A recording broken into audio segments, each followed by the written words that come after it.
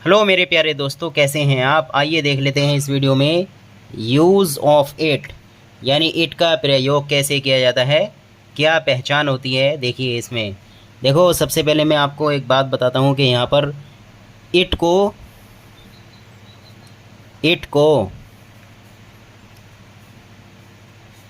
Dummy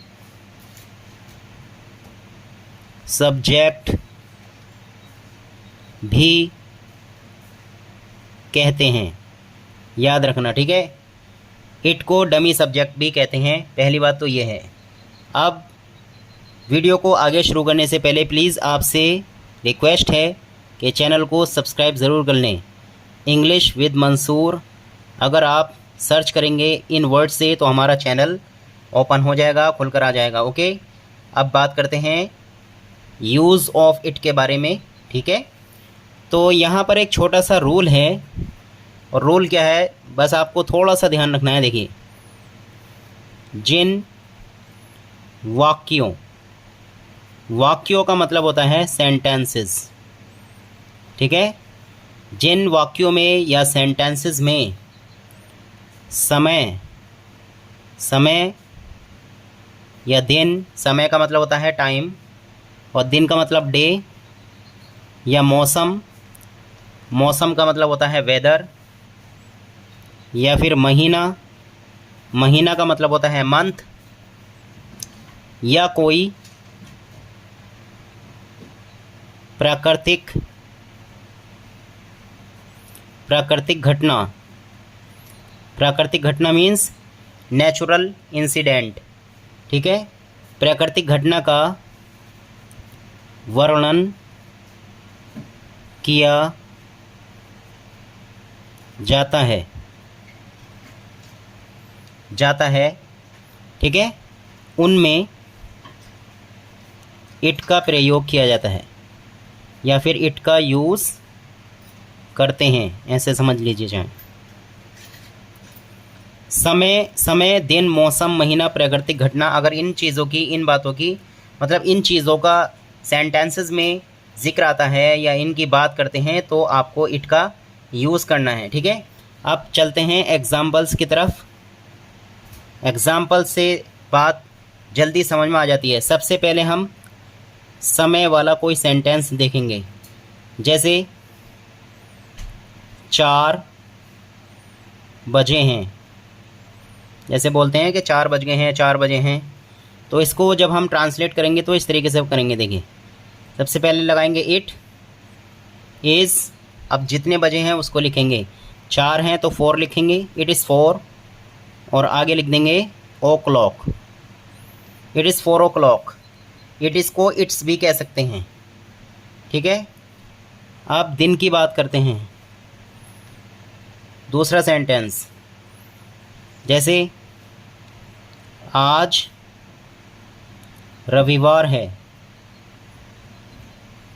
आज रविवार है तो इसको इस तरीके से बनाएंगे। देखिए, इट इज़, और उसके बाद जो दिन है उसको लिखेंगे, यानी रविवार है तो संडे, एस कैपिटल बनाएंगे क्योंकि दिन का नाम है, प्रॉपर नाउन में आता है ये। इट इज़ संडे, और आज की इंग्लिश होती है टुडे। ये हो गया complete, it is Sunday today. अगले सेंटेंस पर चलते हैं और इसमें बात करेंगे मौसम की। मौसम मतलब वेदर। सेंटेंस नंबर 3, आज बहुत गर्मी है। इसको कैसे करेंगे, देखिए, बहुत गर्मी है, पहले इसकी इंग्लिश, इट इज़, बहुत की इंग्लिश होती है वेरी, और गर्मी को बोलते हैं hot. It is very hot, और आज को बोलेंगे टुडे, इस तरीके से, it is very hot today. अगला सेंटेंस मौसम के बारे में ही है ये, ऐसे भी सेंटेंस आप बना सकते हैं। देखो, ज़ोर से बारिश हो रही है। ज़ोर से बारिश हो रही है, इसको जब इंग्लिश में ट्रांसलेट करेंगे तो बारिश हो रही है, पहले इसको बनाएंगे, यानी इट इज़ रेनिंग। रही है के लिए आईएनजी जोड़ देंगे रेन में, इट इज़ रेनिंग ठीक है। और ज़ोर से, इसके लिए वर्ड आता है हैवीली। हैवीली का मतलब होता है ज़ोर से, यानी बारिश ज़ोर से हो रही है या ज़ोर से वर्षा हो रही है, किसी भी तरीके से आप बोल सकते हैं। इंग्लिश में ऐसे बोलेंगे, it is raining heavily. Okay. और अगर प्राकृतिक घटना के बारे में बात करें, प्राकृतिक घटना, जैसे सेंटेंस नंबर 5, अंधेरा हो रहा है। तो हो रहा है, पहले इसको इंग्लिश में बनाएंगे, इट से शुरू करेंगे, इट इज़, और गेटिंग भी लिख सकते हैं या ग्रोइंग भी लिख सकते हैं। ग्रोइंग या गेटिंग, कोई भी एक वर्ड इसमें से सिलेक्ट कर लें। इट इज़ ग्रोइंग कह दें या फिर इट इज़ गेटिंग कह दें, और फिर अंधेरे की इंग्लिश आएगी डार्क। इस तरीके से सेंटेंस हो जाएगा। ओके। अगर इस टाइप का सेंटेंस आ जाए, जैसे महीना आ जाए, महीने के बारे में अगर हम बात करें, महीना, सेंटेंस नंबर 6, जैसे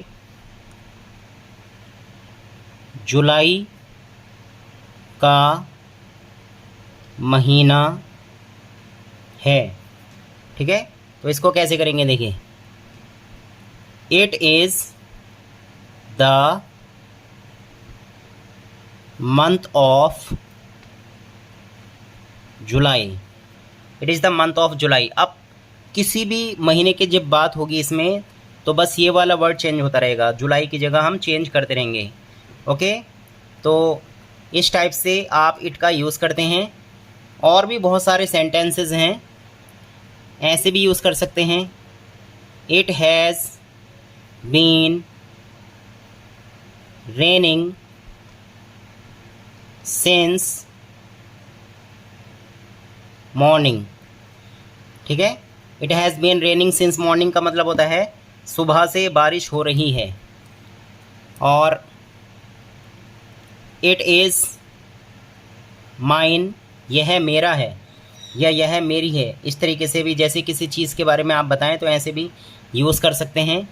तो बहुत सारे यूज़ हैं इट के।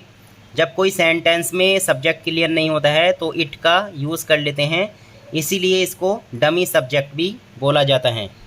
ठीक है। इट इज़ योर्स, यह आपका है। It is